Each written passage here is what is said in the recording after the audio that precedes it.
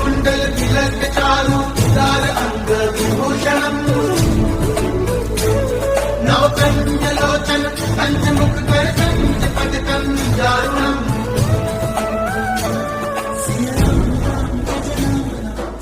महाराज जी के आज के विशेषांक में रक्षा सूत्र परिवार के सभी सदस्यों का हार्दिक स्वागत है। बाबा जी के भक्तों को राम राम।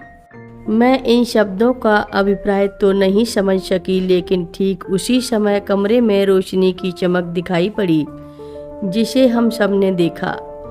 उस समय कमरे में पूजा कर रही एक अन्य महिला चिल्ला पड़ी कि माँ की पूजा की मेज पर रखे हनुमान जी की मूर्ति में से वो रोशनी निकली है। उस दिन सायंकाल से ही मम्मी का रक्तचाप ऊपर नीचे होने लगा। हमने मम्मी को बिस्तर पर लिटाकर माँ को मम्मी की हालत के बारे में बताया। लगभग 8 बजे शाम माँ मम्मी के कमरे में आईं और मम्मी का हाथ पकड़कर उनके समक्ष खड़ी हो गईं। भाई साहब के साथ मेरा भतीजा और मैं भी वहीं पर थे। कुछ क्षणों के बाद माँ का हाथ पकड़कर और उनकी ओर मुस्कान के साथ देखते हुए मम्मी अनंत में विलीन हो गईं। वह पवित्र हरियाली संक्रांति का दिन था, जो कि भगवान शिव और पार्वती के विवाह का दिन माना जाता है। श्री केहर सिंह उत्तर प्रदेश सरकार में उच्च पदस्थ एक वरिष्ठ अधिकारी थे। जब वह लखनऊ में कमिश्नर के पद पर नियुक्त थे, तभी से महाराज जी के संपर्क में आए। महाराज जी ने केहर सिंह जी पर अपार कृपा की थी। वर्ष 1973 में महाराज जी के महापरायण के बाद उन्हें अपनी असाधारण अंतर्दृष्टि के द्वारा यह भान हुआ कि माँ एवं महाराज जी सदा से ही अभिन्न हैं। अतः अब वह पूर्ण रूप से माँ के प्रति समर्पित हो गए थे।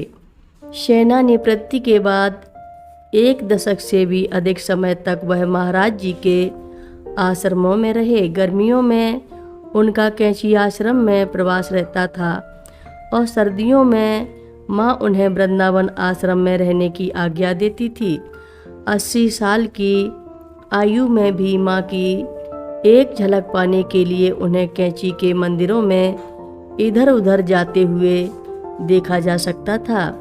नियम के इतने पक्के थे कि जब तक माँ का बुलावा नहीं आता तब तक वह कभी दर्शन कक्ष में नहीं जाते थे। दर्शन कक्ष में भीड़ अधिक होती तो केहर सिंह जी कक्ष के दरवाजे की देहरी से ही माँ को प्रणाम कर वापस अपने कमरे में चले जाते थे। कक्ष के बाहर से ही माँ की एक झलक उनके लिए पर्याप्त थी। कैंची में मेरा कमरा केहर सिंह जी के कमरे के बगल में ही था, इसलिए वह अपना संदेश माँ तक पहुँचाने के लिए मुझे आवाज़ देकर अपने पास बुला लिया करते थे। कभी कभी उनके पास माँ को भेंट करने के लिए शाल या धोती ही होती थी। ऐसे ही एक दिन केहर सिंह जी ने मुझे अपने पास बुलाया। उनकी प्रकृति बाल सुलभ थी। थोड़े ही में खुश हो जाते और नाराज भी होने में देर नहीं लगाती। मैंने देखा उस दिन वो थोड़े से अनमने से दिखाई पड़ रहे थे। मुझे देखकर कहने लगे कि उन्होंने पिछले 4 दिनों से माँ के दर्शन नहीं किए हैं। माँ को कह देना कि उनका अंतिम समय नज़दीक आ गया है। उस दिन दर्शनार्थियों की भीड़ अधिक होने के कारण देर दोपहर बाद जब माँ प्रसाद पाने के लिए अपने कक्ष में आई तो मैंने केहर सिंह जी का संदेश माँ को सुनाया।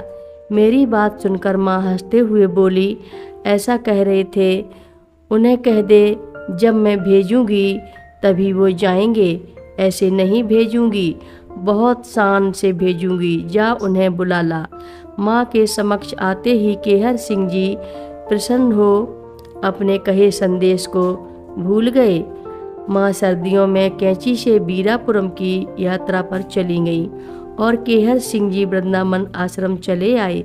बीरापुरम प्रवास में माँ को केहर सिंह जी के स्वास्थ्य की जानकारी लगातार मिलती रही थी। दक्षिण भारत में अपने प्रवास की समाप्ति के बाद माँ फरवरी माह के प्रारंभ में चेन्नई से बहुत सारे भक्तों के साथ तमिलनाडु एक्सप्रेस से नई दिल्ली के लिए रवाना हुई। चेन्नई से दिल्ली की ट्रेन यात्रा 36 घंटे की होती थी। माँ के साथ कई वृद्ध भक्त भी होते थे।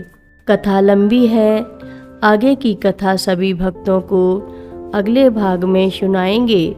हर रोज महाराज जी की कथाएं सुनने के लिए रक्षा सूत्र चैनल को सब्सक्राइब करें, शेयर करें और लाइक करें। घंटी बजाना ना भूलें। कमेंट बॉक्स में लिख भेजें, जय नीव करोरी बाबा जी महाराज। सभी भक्त मिलकर बोलो, नीव करोरी बाबा जी महाराज की जय जय बोलो।